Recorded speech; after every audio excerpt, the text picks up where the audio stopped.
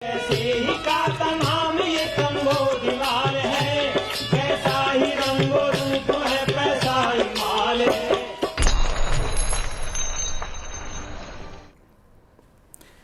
नमस्कार, मैं हूं शुभम शंकधर। आप देख रहे हैं मनी 9। स्वागत है आपका आपके पसंदीदा कार्यक्रम मनी सेंट्रल में। मेरे साथ स्टूडियो में खबरों के विश्लेषण के लिए मनी 9 के एडिटर अंशुमान तिवारी जी जुड़ गए हैं। सर, बहुत स्वागत है आपका।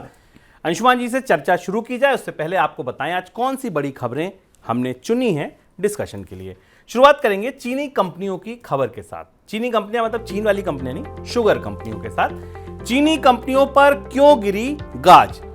चीनी कंपनियों ने ऐसा क्या किया, कौन सा ऐसा भ्रष्टाचार कर दिया, कौन से ऐसे नियम तोड़ दिए कि सरकार ने उन्हें नोटिस भेजा है? और संभावना ये भी है, आशंका ये भी है कि अगर वो जवाब देंगे उसके बाद हो सकता है उन पर कार्रवाई भी की जा सके। ओल्ड व्हीकल स्क्रैप पॉलिसी को सरकार लगाएगी एक और धक्का।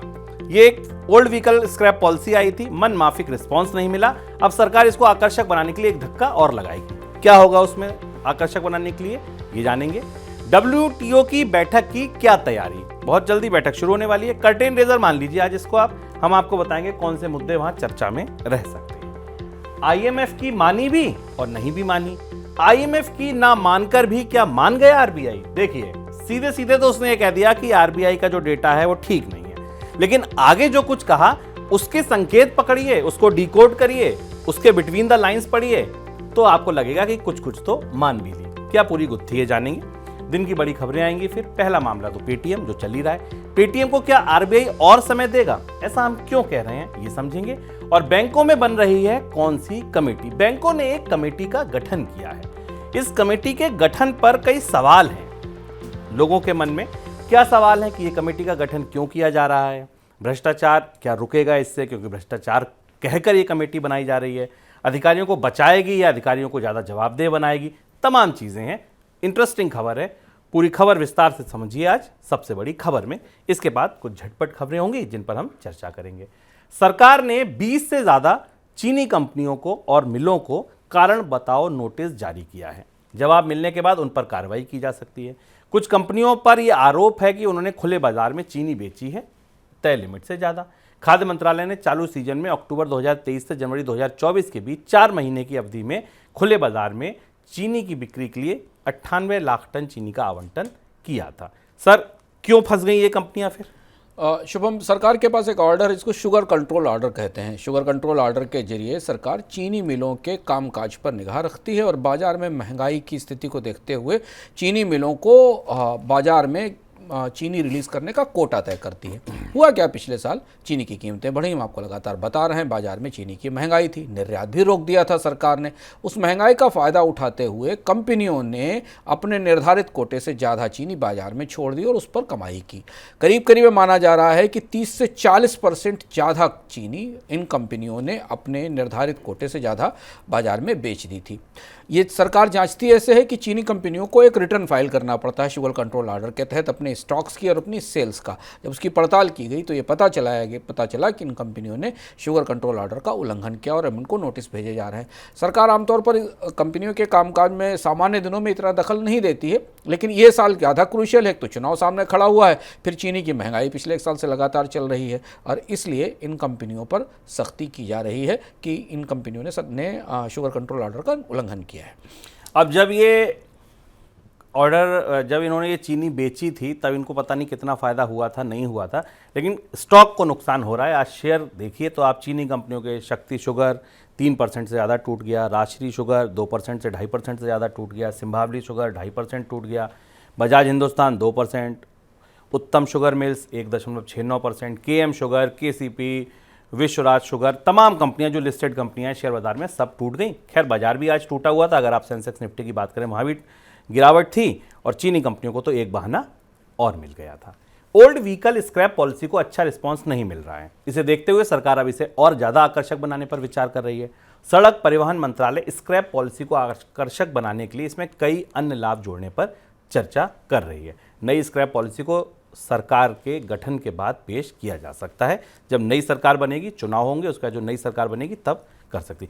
क्या कैसे आकर्षक बनाएगी सरकार इस पॉलिसी को? शुभ 2021 में सरकार जब ये पॉलिसी लेकर आई थी तो काफ़ी तालियां बजी थी, चर्चा हुई थी, देश में बड़ी बड़ी चर्चाएं हुई थी कि भारत सरकार लोगों को पुराने वाहन स्क्रैप करने के लिए, ख़त्म करने के लिए, सड़कों से आगे हटाने के लिए एक पॉलिसी लेकर आई। पॉलिसी का कोई बड़ा रिस्पांस नहीं आया। उस दौरान मुझे याद है कि सरकार की तरफ से यह भी दावा किया गया था कि भारत में ओल्ड वाहन के स्क्रैपेज पे 10,000 करोड़ का इन्वेस्टमेंट आएगा, क्योंकि उन वाहनों को स्क्रैप में बदलना होगा और इससे करीब कहा गया था 35 से 40,000 रोजगार भी पैदा होंगे। लेकिन भारत में लोगों ने पुराने व्हीकल वापस नहीं किए, स्क्रैप नहीं कराए। भारत के लोग अभी भी दाएं बाएं करके किसी तरह से पुराने व्हीकल्स को चला रहे हैं। जिन बड़े शहरों में पुराने व्हीकल पर ज़्यादा सख्ती है, वहाँ के वो पुराने व्हीकल छोटे शहरों में, कस्बों में और गाँवों में चले जाते हैं और वहाँ बिकने लगे हैं। ये स्कीम 2024 तक आते आते लगभग असफल सी हो गई। इससे कोई बड़ा लाभ भारत में नहीं मिला पुराने व्हीकल्स को हटाने के लिए। अब सरकार इस पर पुनर्विचार कर रही है और इस स्कीम में कुछ नई सुविधाएं या कुछ इंसेंटिव्स बढ़ाने की बात की जा रही है। अमेरिका में एक स्कीम चलती है जिसमें अमेरिका में, जापान में, चाइना में, सब जगह इस तरीके की स्कीम्स हैं। तो भारत में भी ऐसी स्कीम आई थी पुराने व्हीकल्स को हटाने के लिए। अमेरिका की स्कीम है कैश फॉर क्लंकर्स। इसको काफ़ी सफल स्कीम माना जाता है, जहां पुरानी कारों के लिए सरकार प्रोत्साहन देती है, पैसा देती है और पुरानी कारें खरीद लेती है। इससे ऑटोमोबाइल इंडस्ट्री को भी फ़ायदा होता है, क्योंकि जितनी पुरानी कारें ख़त्म होंगी, सड़कों से हटेंगी, स्क्रैप में बनेंगी, उतनी ही नई कारों की बिक्री बढ़ेगी। भारत में भी इस स्कीम को जड़ें नहीं मिली। चुनाव का साल है, लेकिन ऐसा माना जा रहा है कि नई सरकार जब आएगी तो इस पॉलिसी को थोड़ा और अट्रैक्टिव बनाएगी, जिससे कि पुराने वाहन बाजार सड़क से हटाए जा सकें। रूस के शहर काजान में इस साल होने वाली ब्रिक्स बैठक से पहले भारत ने अर्थशास्त्रियों से ब्रिक्स करेंसी के प्रस्ताव पर गौर करने को कहा है। प्रस्ताव में इस पर चर्चा होगी कि क्या भारत और रूस कॉमन ब्रिक्स करेंसी पर सहमत हो सकते हैं, या कॉमन करेंसी के प्रस्ताव में चीन को शामिल नहीं किए जाने की बात कही गई है, जबकि चीन भी ब्रिक्स का अहम सदस्य है। सर, पिछले साल तक जो कोशिश थी वो रुपए को अंतर्राष्ट्रीय मुद्रा, ग्लोबल मुद्रा बनाने की थी, कोशिशें वहाँ होते होते ये ब्रिक्स कॉमन करेंसी यहाँ हम कहाँ पहुँच गए? ये बड़ा दिलचस्प है। जब कल मेरी किसी से बात हो रही थी इस मामले पे कि आखिर भारत ब्रिक्स करेंसी को स्वीकार करने की बात या उस पर चर्चा क्यों शुरू कर रहा है। भारत ने तो रुपए के अंतर्राष्ट्रीयकरण की कोशिश की थी। यह था कि भारत अपने सारे द्विपक्षीय भागीदारों के साथ रुपए में ट्रेड करेगा। उसके लिए तमाम तरीके की सुविधाएं आई थी। रिजर्व बैंक ने एक पूरा नोटिफिकेशन जारी किया था, हालांकि सफलता नहीं मिली। अधिकांश मामलों में रुपया स्वीकार नहीं हुआ द्विपक्षीय व्यापार में, ट्रेड में। लेकिन ब्रिक्स की तरफ से करेंसी का प्रस्ताव पिछले साल जब बैठक हुई थी जोहान्सबर्ग में, उसी समय रखा गया था। अब ब्रिक्स की इबारत और ब्रिक्स का संतुलन शुभम बदल चुका है। ब्रिक्स पहले कुछ ही देशों का था, जिसमें कि भारत, रूस और चीन जैसी बड़ी अर्थव्यवस्थाएं थी। ब्रिक्स का विस्तार हुआ है और अब ब्रिक्स में शामिल जो देश, सऊदी अरब जैसे देश जो शामिल हुए हैं, उन देशों पर चीन का बड़ा प्रभुत्व है। ब्रिक्स बैंक के सहारे एक ऐसी करेंसी, कॉमन करेंसी की बात शुरू हुई है जो ब्रिक्स देशों के बीच कारोबार में इस्तेमाल की जा सकेगी। अब ध्यान से देखिए ब्रिक्स में करेंसीज कौन कौन सी हैं। ब्रिक्स में एक करेंसी है रूबल, जो पूरी तरह पिटी हुई और ख़राब करेंसी है। भारत दुनिया में रूबल डिवेल्यूड है, इकॉनमी ध्वस्त है और निर्यात प्रतिबंधों के तहत आती है।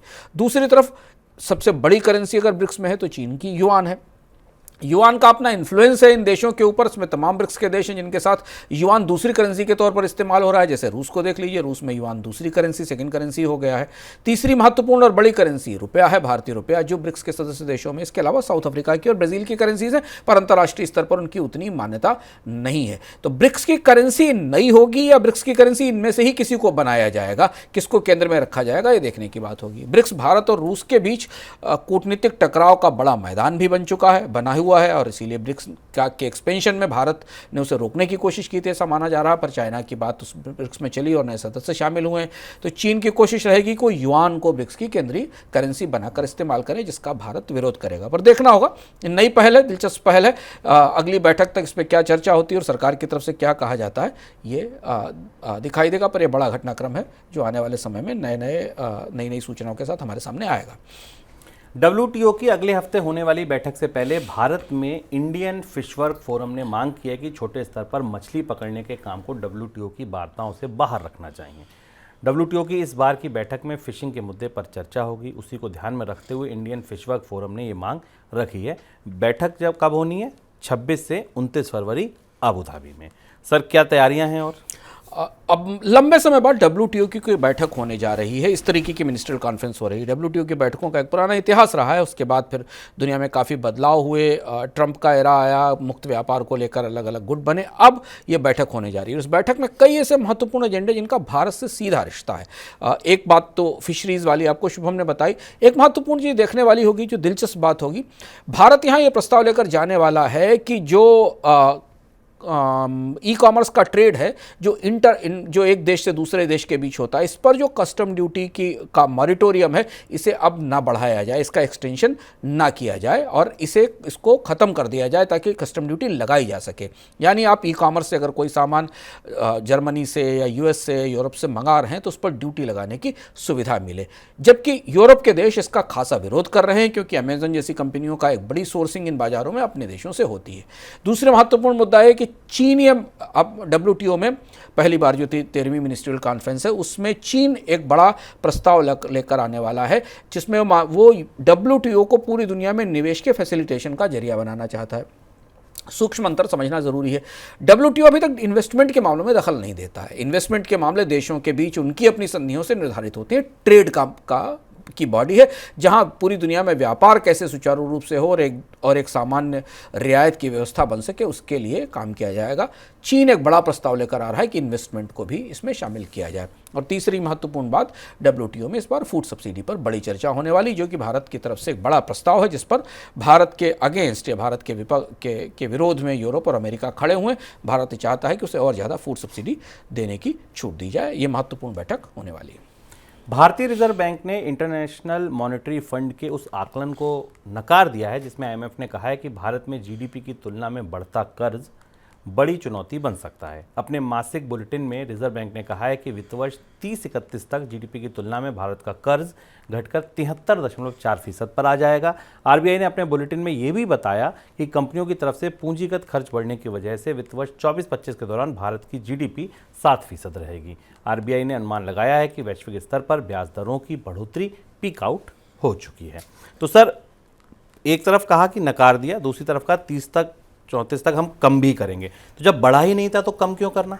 नकारना तो नहीं था, जो तथ्य है वास्तविकता उसे तो आप नहीं नकार सकते, क्योंकि IMF की जो रिपोर्ट आई थी दिसंबर में, जिस रिपोर्ट के बाद तमाम चर्चा हुई, आपको हमने इकोनॉमिका में भारत के कर्ज का सच भी बताया था विस्तार से, और इससे पहले भी हमने बताया था आपको, वो उनके लिंक्स आपको डिस्क्रिप्शन बॉक्स में मिल जाएंगे जिससे आप समझ सकें कि भारत के कर्ज की स्थिति क्या है।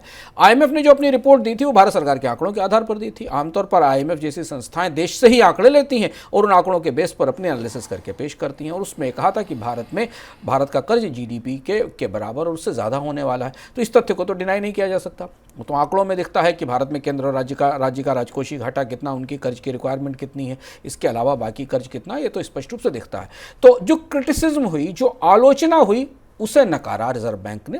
रिजर्व बैंक ने इस तथ्य, इस आंकड़े को नहीं नकारा, अब परोक्ष रूप से बात स्वीकार भी कर ली, क्योंकि ये कहा गया कि 2030-31 तक इसे घटाकर 73.4% लाया जाएगा। आंकड़ों को आंकड़ों से समझिए। 2014 में भारत का टैक्स टू GDP रेशियो 60% हुआ करता था। 2031 तक भी अगर घटेगा, ये घट पाएगा, क्योंकि घटने में कई सारे किंतु परंतु हैं, तब भी ये 73-74% होगा। अगले साल के लिए माना गया कि करीब 81 से 82% के आसपास रहेगा। पर एक कह देना और कर्ज घटा देना, इन दोनों में लगभग जमीन आसमान का, समुद्र की गहराई और आसमान की ऊंचाई का फर्क है।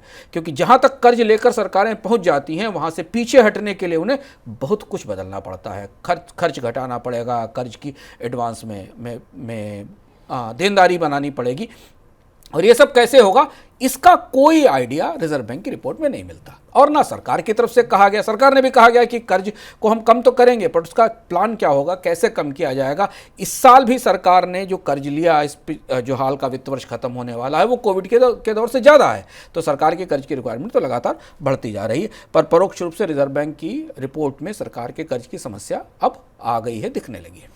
कैपेक्स में को लेकर RBI ने भी वही बात कही जो हमने बजट में कहा था कि अब सरकार पूरी बात डाल देगी प्राइवेट कंपनियों पर कि भाई अब आप कैपेक्स कीजिए, सरकार खर्चे कम करेगी।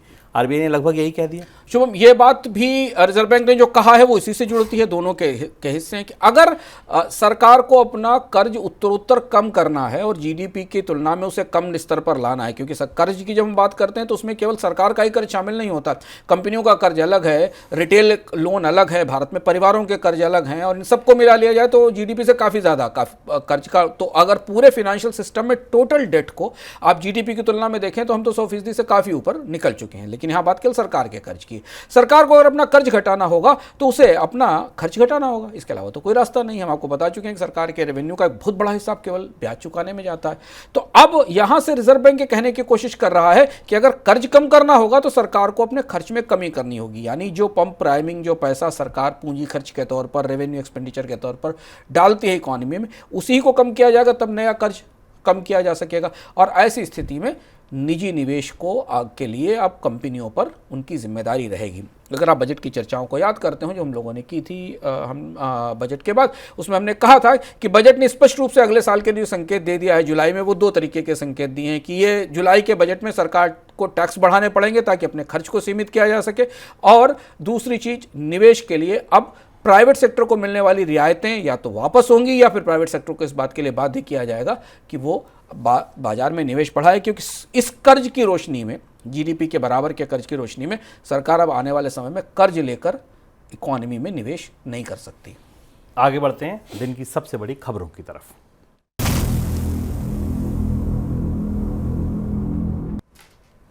पेटीएम पेमेंट बैंक पर रिजर्व बैंक की सख्ती के बाद यूजर्स के लिए दिक्कतें कम होने का नाम नहीं ले रही हैं। पेटीएम यूजर्स को किसी दूसरे पेमेंट सर्विस प्रोवाइडर पर शिफ्ट होने में 3 से 6 महीने का वक्त लग सकता है। फिलहाल यूपीआई के जरिए लेन देन को पेटीएम अपने पेमेंट बैंक के जरिए करवा रहा था, लेकिन पेमेंट बैंक पर सख्ती के बाद उसे थर्ड पार्टी एप्लीकेशन प्रोवाइडर की ज़रूरत होगी। तो सर, ये तारीख और बढ़ेगी फिर? हाँ, अभी रिजर्व बैंक को तय करना होगा। पेटीएम की तरफ से 2 बातें कही गई और जो बाजार को पता चली वो एक है कि पेटीएम को अब थर्ड पार्टी एप्लीकेशन प्रोवाइडर के तौर पर नेशनल पेमेंट कॉर्पोरेशन से नया लाइसेंस लेना होगा, क्योंकि वॉलेट तो बंद हो गया और पेमेंट बैंक बंद हो गया। तो अब पेमेंट, जैसा हमने आपको शुरुआत में बताया, हम लगातार आपको बता रहे हैं कि अब केवल से सिंपल एक पेमेंट ऐप रह जाएगा और वो भी थर्ड पार्टी ऐप रह जाएगा, यानी पेमेंट उसके पीछे बाकी कोई बैंक खड़े होंगे, पेटीएम केवल सर्विस प्रोवाइडर रहेगा। तो इससे पेटीएम का जो पूरा लाइसेंसिंग स्ट्रक्चर है, जो पेटीएम की मौजूदा स्थिति, वो बिल्कुल बदल जाएगी। इस नई स्थिति की तरफ जाने के लिए पेटीएम को नए किस्म के लाइसेंस की जरूरत होगी। दूसरी चीज ये कि जो मौजूदा ग्राहक हैं पेटीएम के, चाहे वो मर्चेंट हों या वो पेमेंट बैंक के जो मेंबर्स हैं, उन्हें कौन सा बैंक कैसे स्वीकार करेगा कंप्लायंस के अप्रूवल के बाद और क्लैरिटी के बाद, इसमें 3 से 6 महीने का समय लगेगा। तो अब निगाहें रिजर्व बैंक पर होंगी कि क्या रिजर्व बैंक 15 मार्च के बाद सब कुछ खत्म कर देगा या पेटीएम को ये माइग्रेशन करने के लिए, बदलाव करने के लिए थोड़ा और समय देगा।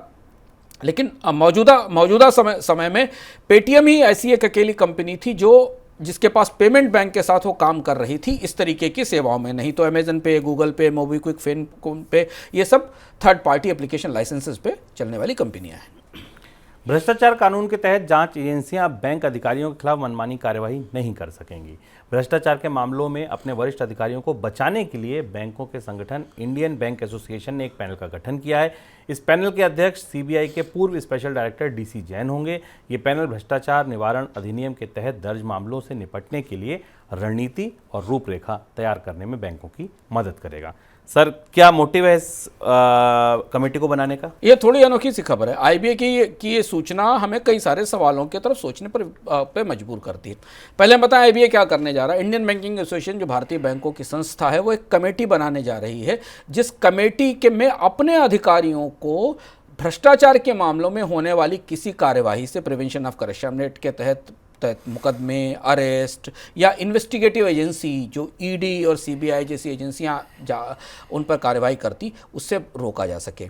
अब यहाँ पे एक सवाल आपके दिमाग में उठता होगा कि आखिर आईबीए को ऐसा करने की ज़रूरत क्यों पड़ रही है? क्योंकि हाल फिलहाल के वर्षों में बैंकों में भ्रष्टाचार के मामले बढ़े हैं, एजेंसियों ने छापे मारे हैं, और भी जांच एजेंसियां, राज्यों की और केंद्र सरकार की जांच एजेंसियां बैंकों के कामकाज पर करीब से निगाह रख रही हैं। हमने उसके कई सारे उदाहरण आने वाले समय में देखे हैं। तो आईबीए की कमेटी ये कोशिश करेगी, ऐसा बताया गया आईबीए की तरफ से, कि इन बैंक के अधिकारियों पर कार्यवाही से पहले इनकी एक अपनी कमेटी हो जो चीज़ों को जांच कर ले और किसी तरीके की कार्यवाही एजेंसी के पास जाने से पहले ये अपनी पड़ताल कर ले। एक किस्म से इन्हें उन नोटिसों का, उन कार्यवाहियों का, उस अरेस्ट का सामना करने से रोका जा सके। क्या हो पाएगा ये कहना मुश्किल है, क्योंकि अगर भ्रष्टाचार के मामले बनेंगे तो एजेंसियां अपनी कार्रवाई ज़रूर करेंगी। पर किसी उद्योग में, खासतौर से भारत के बैंकिंग उद्योग में, ये अपने तरीके की थोड़ी पहली सी कोशिश दिख रही है।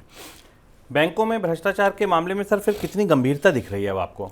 अब आप सोचिए, ये बात सवाल लोगों के दिमाग में आएगा कि बैंकों में भ्रष्टाचार तो है, तभी ये कमेटी बनाने की कोशिश की जा रही है। नोटबंदी के बाद से बैंकों के भीतर भ्रष्टाचार के तमाम असंख्य मामले आए, कहीं उद्योगों के साथ मिलकर उनको कर्ज देने के मामले, कहीं उसके बाद कामकाज बोर्ड्स के भीतर फैसलों को इस्तेमाल करने के, और बहुत सारे डेटा लीक के मामले भी हमने आपको देखा। आरबीआई ने बहुत सारे बैंकों के खिलाफ अलग अलग तरीके से कार्रवाई की है। तो बैंकों के भीतर आईबीए को शायद ये कोशिश भी करनी चाहिए, जब इसके विस्तृत ब्यौरे हमारे पास आएंगे तो हमें पता चलेगा कि आईबीए को ये भी कोशिश करनी चाहिए कि बैंकिंग के सिस्टम पारदर्शी हो सकें, क्योंकि बैंकों के खिलाफ भ्रष्टाचार की शिकायतों में लगातार बढ़ोतरी हो रही है। और शायद यही वजह है कि आईबीए को अपने कर्मचारियों का, अपने एग्जीक्यूटिव्स को बचाने के लिए इस कमेटी का ढांचा बनाना पड़ा है, नहीं तो सीधे कंपनियां उनके खिलाफ इन्वेस्टिगेशन या जाँच शुरू कर देती हैं। यूनाइटेड अरब अमीरात अपने सॉवरेन वेल्थ फंड मुबादला के जरिए दुनिया के सबसे बड़े और व्यस्त एयरपोर्ट में से एक लंदन के हीथ्रो हवाई अड्डे में हिस्सेदारी खरीदने जा रहा है। सऊदी अरब और कतर के बाद हीथ्रो में यूएई अब तीसरा मिडिल ईस्ट का निवेशक होगा। हीथ्रो में हिस्सेदारी खरीदने के लिए मुबादला और फ्रांस की कंपनी अर्दियन के बीच बातचीत चल रही है। सर, क्या वजह है इसको बेचने की? अब यूके की सरकार लगातार अपनी एसेट्स को प्राइवेटाइज करती रही है, उस प्राइवेटाइजेशन का एक तरीका है। लेकिन ये दिलचस्प बात है कि हीथ्रो जो कि सबसे बड़ा एयरपोर्ट है ट्रांजिट के लिहाज से दुनिया के सबसे बड़े एयरपोर्ट्स में माना जाता है, हीथ्रो अब सऊदीज़ के लिए, सऊदी मुबादला फंड के निवेश के लिए तैयार हो रहा है। ब्रिटेन में पिछले एक दशकों में सॉवरेन वेल्थ फंड ने, अरब के सॉवरेन वेल्थ फंड ने बड़े निवेश किए हैं, और एक और बड़ा निवेश होने की तैयारी हीथ्रो में हो रही है। ऐसा लग रहा है कि सऊदीज़ करीब 60% हिस्सेदारी इस एयरपोर्ट की खरीदेंगे, और उसके बाद ये एयरपोर्ट सऊदीज़ के पास, अबू धाबी का जो मुबादला इन्वेस्टमेंट कंपनी है उसके पास चला जाएगा। इसके अलावा 2 और कंपनियां भी इसमें इंटरेस्टेड हैं। इसमें शायद एक स्पेन का निवेशक भी आ सकता है और एक जर्मनी की कंपनी के आने की भी संभावना है। तो ये अगर ऐसा होता है, मुबादला की डील फाइनल होती है, तो फिर कतर इन्वेस्टमेंट अथॉरिटी और मुबादला मिलकर इस एयरपोर्ट का एक बड़ा हिस्सा अपने पास संभालेंगे, और इसके बाद इस एयरपोर्ट के कामकाज में भी कुछ बदलाव होने के संकेत मिल रहे हैं, जैसी खबरें वहां से आ रही हैं। आगे बढ़ते हैं झटपट खबरों की तरफ।